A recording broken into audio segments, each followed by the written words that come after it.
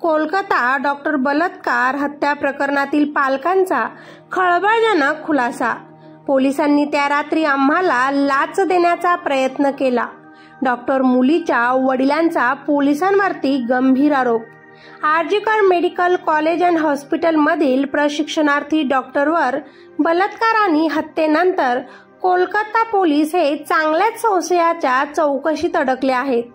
मृत डॉक्टर लेडीच्या कुटुंबियांनी पुन्हा एकदा पोलीस प्रशासनावर प्रश्न उपस्थित केले आहेत. त्यांना तिचा मृतदेह जपून ठेवायचा होता जोपर्यंत तिच्या सगळ्या खऱ्या टेस्ट नीट व्यवस्थित होत नाहीत.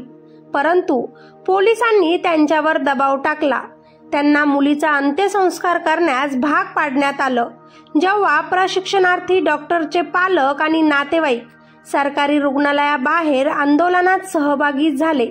स्थानिक मीडियाच्या रिपोर्टनुसार पीडित डॉक्टरच्या वडिलांनी कोलकाता शहर पोलिसांवर गंभीर आरोप केलेत आणि म्हटलेत की जेव्हा त्यांच्या मुलीचा मृतदेह त्यांच्या समोर होता तेव्हा एका वरिष्ठ पोलीस अधिकाऱ्यानं त्यांना पैसे देण्याचा प्रयत्न केला. पण डॉक्टर लेडीच्या वडिलांनी तेव्हा ते पैसे नाकारलेत, कारण त्यांना त्यांच्या मुलीचा मृतदेह हा सुरक्षितच ठेवायचा होता. पण त्यांच्यावर प्रचंड दबाव निर्माण झाला. डॉक्टर लेडीचे वडील पुढे म्हणाले, सुमारे 300 ते 400 पोलिसांनी आम्हाला तेव्हा घेरले. आम्ही घरी परतलो आणि पाहिले की जवळपास 300 पोलीस घराच्या बाहेरच उभे होते. त्यांनी तेव्हा अशी परिस्थिती निर्माण केली की आम्हाला आमच्या मुलीचे अंतिम संस्कार हे करावेच लागले. तसेच घाईघाईत अंतिम संस्कार करण्यात आले असून त्याचा खर्च कुटुंबियांकडून उचलण्यात आलेला नाही. सर्व खर्च पोलिसांनीच केला असंही ते म्हणाले. तेव्हाच काही पोलीस अधिकाऱ्यांनी कोऱ्या कागदावर त्यांची स्वाक्षरी घेण्याचा प्रयत्नही केला, परंतु मी ते कागद फाडून फेकून दिलेत. प्रशिक्षणार्थी डॉक्टरांच्या वडिलांनी पुढे सांगितले की माझ्या मुलीचा मृतदेह आमच्या घरी असताना DC नॉर्थनेही आम्हाला काही पैसे देण्याचा प्रयत्न केला. आम्ही त्यालाही लगेचच उत्तर दिले.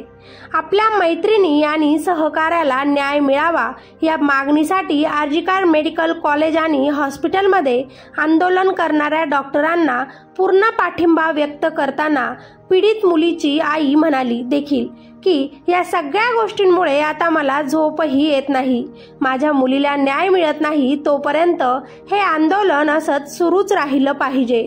मृतदेहाची पाहणी करण्यापूर्वीच आपल्या मुलीचा मृत्यू झाल्याचे रुग्णालयाच्या अधिकाऱ्यांनी आम्हाला का सांगितले, असाही सवाल पीडितेच्या वडिलांनी उपस्थित केला. आमच्या मुलीचा चेहरा पाहण्यासाठी आम्हाला 3.5 तास वाट पाहावी लागली. आई मुलीला पाहण्यासाठी त्यांच्या पाया पडली, पण तरीही त्यांना कीव आली नाही. पोलिसांनी सुरुवातीपासूनच हे प्रकरण दाबण्याचा प्रयत्न केला. आम्हाला मृतदेह पाहण्याची परवानगी दिली नव्हती आणि मृतदेह शव विच्छेदनासाठी जाईपर्यंत आम्हाला पोलीस स्टेशनमध्ये थांबावे लागले. नंतर जेव्हा मृतदेह आमच्या ताब्यात देण्यात आला तेव्हा एका वरिष्ठ पोलीस अधिकाऱ्यानं आम्हाला पैशांची ऑफर दिली, जी की आम्ही लगेचच नाकारली आहे. संदीप घोष अजूनही CBIच्या चौकशीमध्ये अडकलेलाच आहे, पण तो या केसपासून दूर आहे असंही सांगण्यात येत आहे. त्याच्यावर तर भ्रष्टाचाराचा गुन्हा दाखल झाला आहे. डॉक्टर सोबत त्याचा काहीही संबंध नाही असंही सांगण्यात येत आहे. कोलकाता डॉक्टर लेडी अगोदर दुसऱ्या रूममध्ये गेली होती, जिथे तिच्या मागे दुसरे 7-8 डॉक्टरही गेले होते. ते सगळे एकत्र का जमले होते हे सुद्धा अजून समजले नाही. मृत डॉक्टर लेडी आई वडील आता म्हणत आहेत की आमच्या मुलीला दुसऱ्याच रूममध्ये मारून टाकण्यात आले होते. दुसरीकडेच तिच्यावर अत्याचार करण्यात आले होते आणि ती मेल्यानंतर तिला सेमिनार हॉलमध्ये आणून टाकण्यात आले. हा दावा डॉक्टर लेडीचे आई वडील आता वारंवार करत आहेत. त्यातली त्यात अगोदर संजय रॉय सुद्धा पॉलिग्राफी टेस्टमध्ये बोलला होता की मी जेव्हा सेमिनार रूममध्ये गेलो तेव्हा डॉक्टर लेडी अगोदरच तिथे मरून पडलेली होती. मला याच्यात फसवण्यात आलं. ही केस सहज सुटणारी नाही. खरा गुन्हेगार कोण आहे हे देखील अजून समोर येत नाही. अजूनही केस दाबण्याचा प्रयत्न अतोनात होत आहे. मृत डॉक्टरच्या आईनं सांगितलं की आमच्या घरी दुर्गा पूजेचं हे 3रं वर्ष होतं आणि यावेळी ती एक मोठी पूजा आयोजित करण्याचा विचार करत होती. तिने पीजीचे शिक्षण पूर्ण केल्यामुळे आमचा हा एक खास प्रसंग होता, पण आमचे हे स्वप्न अधूरच राहिलं. आता आमचं फक्त एकच ध्येय की तिच्या आरोपींना कठोरातली कठोर शिक्षा व्हावी, तेव्हाच तिच्या आत्म्याला शांती मिळेल आणि आम्हालाही न्याय. डॉक्टर लेडीला कोणी मारले, का मारले, किती लोकांनी तिचा बलात्कार केला, संजय रॉयला बळीचा बकरा बनवलं का, खरंच संदीप घोष हे या केसमध्ये निर्दोष आहेत?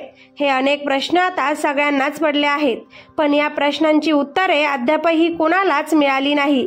खरा दोषी कोण आहे हे सिद्ध करण्यासाठी सीबीआय आपले प्रयत्न करत आहेत, पण अजूनही त्यांच्या प्रयत्नांना यश मिळाले नाही. त्यातली त्यात आता काही लोकांना हाही प्रश्न पडला, डॉक्टरच्या आई वडिलांनी या अगोदर पोलिसांनी पैसे देण्याचा प्रयत्न केला हे का सांगितले नाही? तिच्या आई वडील अगोदर का शांत राहिलेत? ही केस कोण दाबण्याचा प्रयत्न करत आहे? तुम्हाला काय वाटतं? खाली कॉमेंट करून नक्कीच सांगा. तोपर्यंत भेटूया आता नवीन एका अपडेटमध्ये. धन्यवाद.